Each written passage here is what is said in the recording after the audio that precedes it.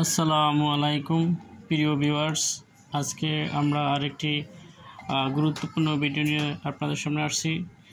সেটি হলো আমাদের বিশ্বকবি রবীন্দ্রনাথ ঠাকুরের সংক্ষিপ্ত জীবনী নিয়ে আজকে আপনাদের সাথে আলাপ করব। তো তিনি তার প্রকৃত নাম হলো রবীন্দ্রনাথ ঠাকুর, আর যেটা ছদ্মনাম যেটা ব্যবহার করতেন সেটা হলো ভানু সিংহ ঠাকুর। জন্মস্থান হলো তার জন্মগ্রহণ করেন 1861 সালে 7ই মে। বাংলা হলো 25শে বৈশাখ 1268 সালে। তো জন্মস্থান জোড়াসাঁকো, কলকাতা, ভারতের কলকাতা জোড়াসাঁকোর ঠাকুর পরিবারে তিনি জন্মগ্রহণ করেন। তার পিতার নাম হলো মহর্ষি দেবেন্দ্রনাথ ঠাকুর, মাতার নাম হলো সারদা দেবী। দাদার নাম প্রিন্স দ্বারকানাথ ঠাকুর।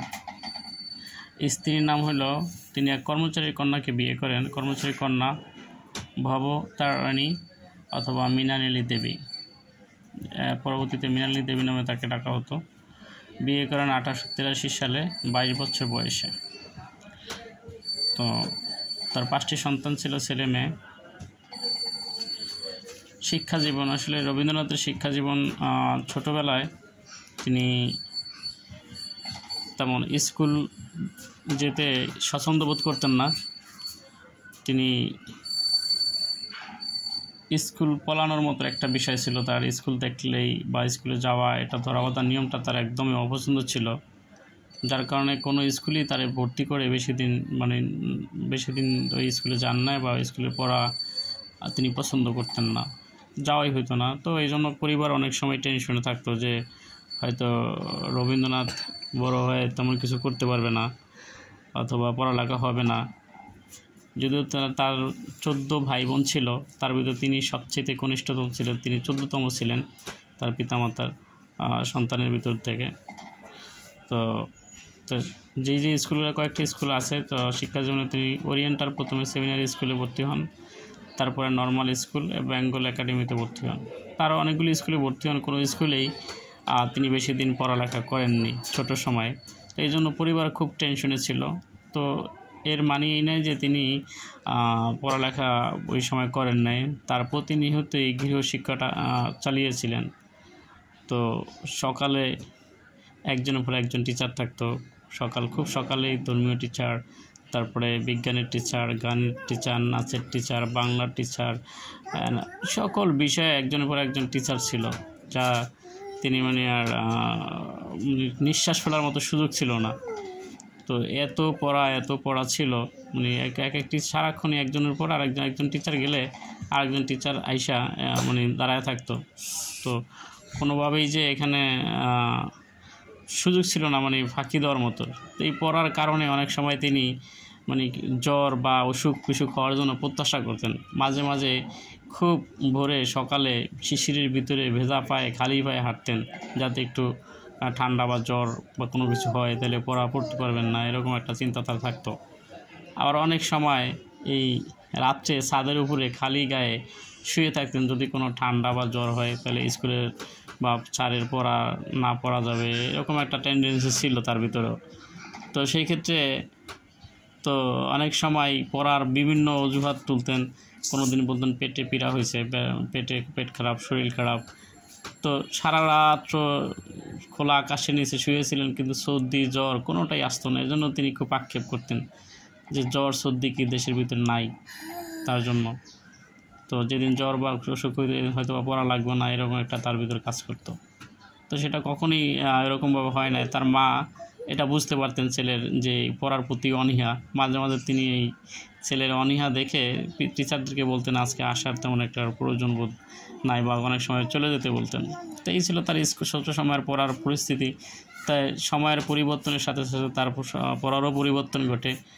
তো এরপরে 17 বছর বয়সে তার পরিবার থেকে ব্যারিস্টারি পড়তে যান লন্ডনে, ইংল্যান্ডে 1878 সালে।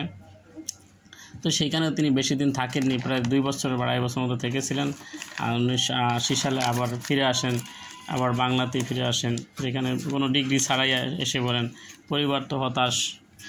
তো তারপরেও তিনি সকল ব্রাঞ্চে বাঙালির গুরুত্বপূর্ণ অবদান রাখেন, যেটা আজ ওই সময় ছোট সেই স্কুল পড়ানোর মতো একটা ছাত্র অথবা স্টুডেন্ট যার পড়া দেখলে স্কুল দেখলে খুব অতিষ্ঠ মনে করতেন, তিনি হয়ে গেলেন বিশ্বকবি। আর অসংখ্য অবদান রয়েছে বাঙালি সাহিত্যের শাখায়। তো তার ভিতরে তিনি প্রায় 52টি কাব্যগ্রন্থ রচনা করছেন, 52টি কাব্যগ্রন্থ প্রকাশ পেয়েছে। ছোট গল্প লিখেছেন 95টি, নাটক লিখেছেন 38টি, প্রবন্ধ লিখেছেন 36টি, উপন্যাস লিখেছেন 13টি, মোট গান লিখেছেন 1995টি।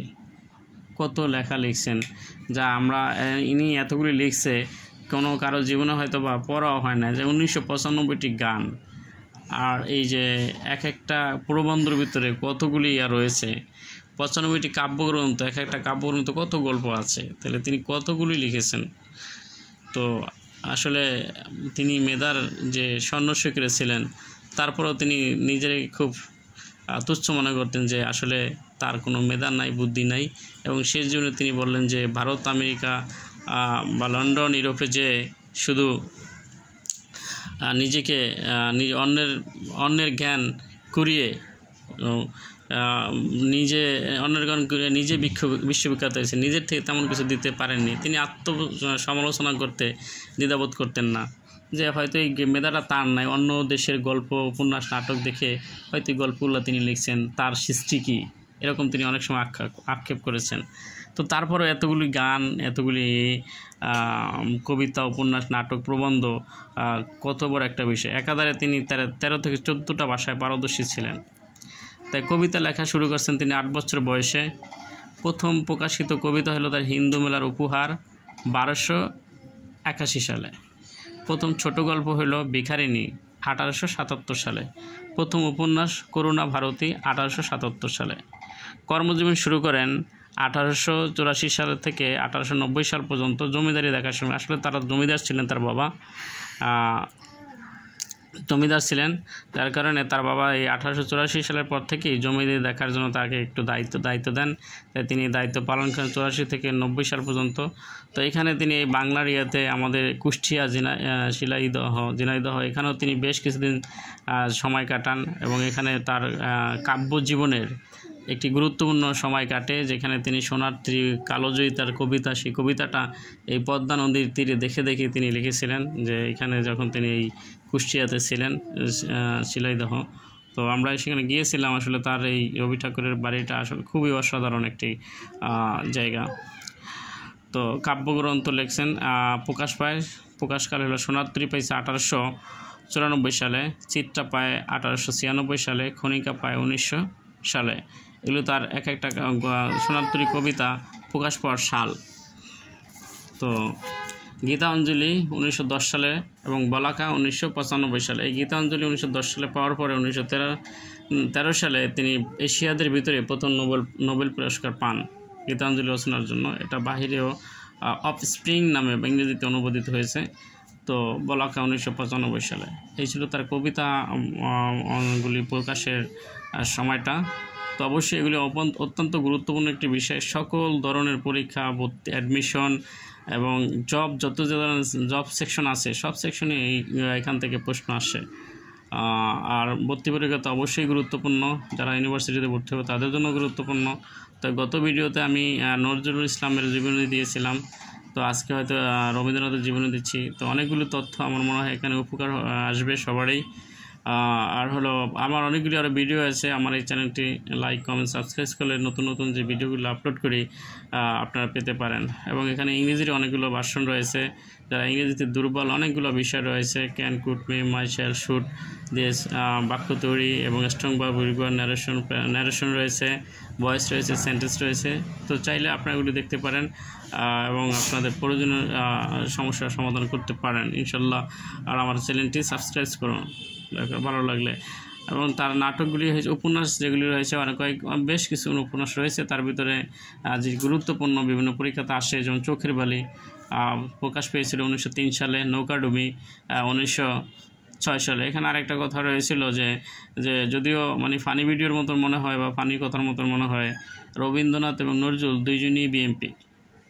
কারণ হলো দেখেন, রবীন্দ্রনাথ গল্প লিখছে, উপন্যাস লিখছে নৌকা ডুবি নিয়ে, 1906 সালে প্রকাশ পাইছে। তাই নৌকারে তো সে আগেই ডুবাই দিচ্ছে, তাহলে বাসায় তো আর নাই, তাহলে বোঝা যাচ্ছে কি যে আসলে তারা নৌকার বিপক্ষে। আবার নজরুল তার কবিতা লিখেছেন যে আমরা ছাত্র আমরা দল, আমরা ছাত্র বল। তো সেখানে ছাত্র দলের কথাই বলা হয়েছে, তিনিও ছাত্রলীগের কথা বলেন না। তার মানে তিনিও ইঙ্গিত দেন যে তিনি ছাত্রলীগ নন, আওয়ামী লীগ নন। তো যদিও হাস্যকর কথাটা, তারপরও কথায় কথায় মিলে গেছে ব্যাটে বলে, যে এখানে নৌকারে তিনি আগেই ডুবাইছেন তার লেখার গল্পের ভিতরে, উপন্যাসের ভিতরে। আর নজরুল ইসলাম সেই কবিতার ভিতরেও যে ছাত্র দলের কথা বলছে, বিএনপি তো ছাত্র দল আর আওয়ামী লীগ তো ছাত্রলীগ, তো তাদের কথা বলে নাই, বলছে বিএনপি ছাত্র দলের কথা। সেক্ষেত্রে রবীন্দ্রনাথ নজরুল দুইজনেই মনে হইল যে তাদের লেখার ধরন দেখে তারা বিএনপির মানে বিএনপিপন্থী অথবা বিএনপি ধরনের বা তাদের সাপোর্টার এরকম মনে হচ্ছে। যদিও দলগুলো ওই সময় যখন এগুলো প্রকাশ পায়, বিএনপি তখন আবিষ্কৃত হয়নি, তারপরও মনে হইলো তারা মনে হয় যে আগের থেকেই বার্তা দিয়েছেন বিএনপিদের পক্ষ হয়ে অথবা আওয়ামী লীগের বিরুদ্ধে হয়ে। যদিও এটা আপনারা কোনোভাবে নেবেন না, তো আমি হয়তো আমার তার লেখার ধরন দেখা চিন্তায় আসলো। যাই হোক, যে নৌকাডুবি প্রকাশ পায় 1906 সালে, আর গড়ে বাহিরে প্রকাশ পায় 1916 সালে। শেষের কবিতা, যেটা তার একটা কালোজয়ী যদি শেষের কবিতা নয়, এটা একটা উপন্যাস, যা আসলে এটা বোঝাটা কঠিন, 2-3 বার পড়া লাগে, অথবা অনেক সময় 2-3 বার পড়লে এটা বোঝা যায়। তো সেই ক্ষেত্রে এটা একটা ভালো একটা বিষয়। শেষের কবিতা অনেক ক্ষেত্রে আসে, শেষের কবিতা কি রবীন্দ্রনাথের, এটা উপন্যাস, নাটক বা কবিতা, গল্প কি, এরকম এক প্রশ্নটা আসে। তো সেক্ষেত্রে এটা শেষের একটা কবিতা, এটা একটা উপন্যাস, কবিতা নয়। এবং নাটক হলো বিসর্জন। প্রকাশ পায় 1889 সালে, রাজা 1910 সালে, ডাকঘর প্রকাশ পায় 1912 সালে, রক্তকবরী 1926 সালে। এবার প্রবন্ধ রয়েছে সমাজ 1908 সালে প্রকাশ পায়, শিক্ষা 1908 সালে, ধর্ম 1909 সালে, স্বদেশ 1908 সালে, কালান্তর 1937 সালে। এই কটা তারপর আরও বেশ প্রবন্ধ রয়েছে যেগুলি প্রকাশ পেয়েছে, আর যেগুলি গুরুত্বপূর্ণ সেগুলি এখানে তুলে ধরা হলো। তো আসলে তার লেখা বাঙালির সকল শাখায় তিনি সমৃদ্ধ করে গেছেন। তাই তাকে নাইট উপাধি দেওয়া হয়েছে। তাই বেশ কিছু তিনি উপাধি পাইছেন বিভিন্ন জায়গা থেকে। তো নাইট উপাধি পান 1919 সালে, তবে তা বর্জন করেন। জালিয়ানওয়ালাবাগ হত্যাকাণ্ডের জন্য তিনি এটা উপাধিটা গ্রহণ করেননি, যে নিজের ক্ষোভ থেকে। তো এরপর আমাদের জাতীয় সঙ্গীত 1905 সালে প্রকাশ পায়, সেটা আমাদের জাতীয় সঙ্গীত হিসাবে নেওয়া হয়। এবং শ্রীলঙ্কার জাতীয় সঙ্গীত 1951 সালে। তো দেখেন যে আমাদের জাতীয় সঙ্গীত, শ্রীলঙ্কার জাতীয় সঙ্গীত এবং ভারতে ওই দেশের জাতীয় 3 দেশের জাতীয় সঙ্গীত তারই লেখা। দেখেন একজন কবি 3টা দেশের জাতীয় সঙ্গীত জায়গা করে নিয়েছে। কত বড় মাপের লেখক ছিলেন তিনি, ভাবাও যায় না। তো তার স্ত্রী যিনি মারা যায় 1902 সালে 23 সেপ্টেম্বর, 30 বছর বয়স ছিল তো এই মৃণালিনী দেবীর, তখন তিনি মারা যান। মা মারা যায় 14 বছর বয়সে। রবীন্দ্রনাথ 14তম সন্তান, আর তার বয়স যখন 14 বছর তখন তার মা মারা যায়। তার স্যার উপাধি পান 1915 সালে ভারত সরকার থেকে। তারপর নোবেল পান 1913 সালে গীতাঞ্জলি রচনার জন্য। যেটা আমরা আগেও বলছি যে গীতাঞ্জলি প্রকাশ পেয়েছিল 1910 সালে, আর তিনি নোবেল পান 1913 সালে। ডিলিট উপাধি পান বিভিন্ন বিশ্ববিদ্যালয় থেকে। তাই কলকাতা বিশ্ববিদ্যালয় পায় 1914 সালে, অক্সফোর্ড বিশ্ববিদ্যালয় 1940 সালে এবং ঢাকা বিশ্ববিদ্যালয় তাকে ডিলিট উপাধি দেয় 1936 সালে। ভ্রমণ করেন প্রায় 30টিরও বেশি দেশে। 30টিরও বেশি দেশে তিনি ভ্রমণ করে রয়েছেন এবং বিভিন্ন দেশে তিনি ভ্রমণ করেছেন। বিভিন্ন দেশের আমন্ত্রণে বিভিন্ন ব্যক্তিবর্গের সাথে তিনি যখন তিনি বিশ্ববিখ্যাত হন, বিভিন্ন দেশের প্রেসিডেন্টরা, প্রধানমন্ত্রীরা এবং বড় বড় মানের লেখকরা তাকে বিভিন্ন সম্ভবত অনুষ্ঠানে প্রধান অতিথি হিসেবে রাখতেন। আর তিনিও যেতেন যে ওই সব দেশের সংস্কৃতিগুলি ধরনগুলি তার কবিতা গল্প উপন্যাসের মাধ্যমে প্রকাশ করার চেষ্টা করতেন যে তাদের ভিতর পার্থক্য কোন জায়গাতে রয়েছে। তো আসলে তার অনেক কবিতা গল্প উপন্যাস নাটক রয়েছে। তিনি বাঙালির প্রত্যেকটা শাখায় গুরুত্বপূর্ণ ভূমিকা রেখেছেন।